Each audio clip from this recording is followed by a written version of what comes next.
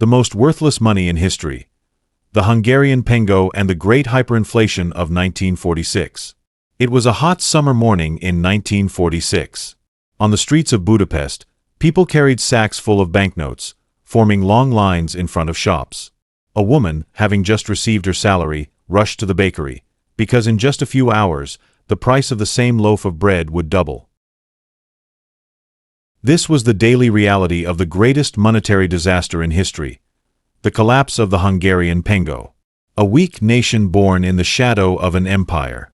Hungary emerged from the ruins of the Austro-Hungarian Empire after World War I. The Treaty of Trianon, signed in 1920, stripped the country of two-thirds of its territory, most of its industrial base, and millions of its citizens. The newborn state was poor, fragile, and desperate. Government revenues had collapsed, the tax system was in chaos, and the easiest way to fill the gap was simply to print more money.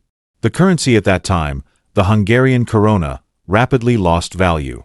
In 1910, $1 equaled 5 korona. By 1924, it was 70,000. Each new batch of hastily printed banknotes only worsened the crisis. Finally, in 1926, Hungary tried a fresh start. A new currency called the pengő was introduced. For a while, it worked. Through the 1930s, Hungary's economy seemed relatively stable compared to the rest of Central Europe. But this calm would not last long. After the war, a country in ruins. World War II ended in disaster for Hungary. Having fought on the side of Germany, the country found itself among the defeated in 1945. Allied bombings had destroyed half of Hungary's industrial plants. The rest were either damaged beyond repair or dismantled and taken away by the Soviet Union.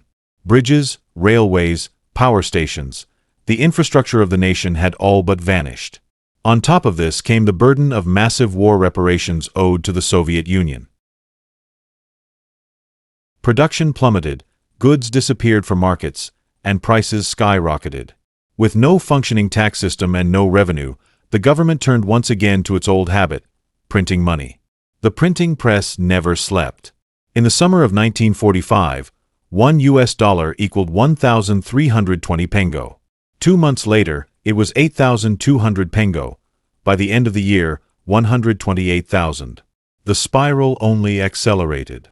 As inflation raged out of control, the government introduced ever larger denominations: 10 million, 100 million, 1 billion, 1 trillion pengő notes. Eventually, a banknote unlike any other in human history appeared.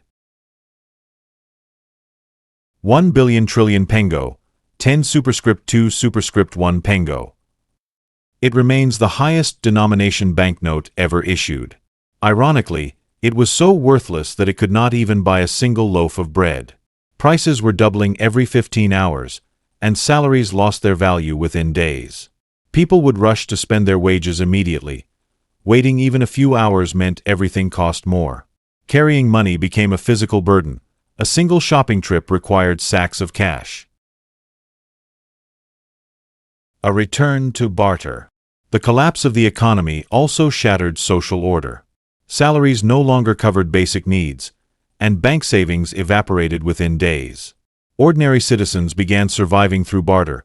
A pair of shoes might be exchanged for a few kilograms of flour. Money had lost all meaning. The concept of credit disappeared. No one lent money because by the next day it would be worth almost nothing. The Hungarian economy had regressed to a kind of modern Stone Age.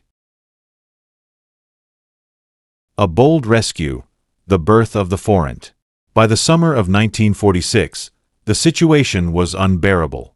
Then, in a historic move, the Hungarian government introduced a new currency, the forint, on August 1, 1946. The conversion rate was staggering. 1 forint equals 400,000 quadrillion pengő. The new money was backed by gold reserves and industrial output, not by the printing press. The government restored fiscal discipline and halted the uncontrolled creation of money. Within months, production began to recover, prices stabilized, and Hungary accomplished the unthinkable. It overcame the world's fastest hyperinflation in record time. By the 1960s, the forint remained remarkably stable, and the country's economy had found its footing again. one of history's greatest economic lessons. The story of the pengő is more than an economic catastrophe, it is also a tale of national rebirth. From the ashes of ruin, Hungary rebuilt its faith in its own currency and its economy, though at the cost of an entire generation's savings. Today, Hungary still uses the forint. Yet the memory of that scorching summer of 1946 endures as a warning carved into economic history. Printing money does not create wealth. Real value comes from production, trust, and stability.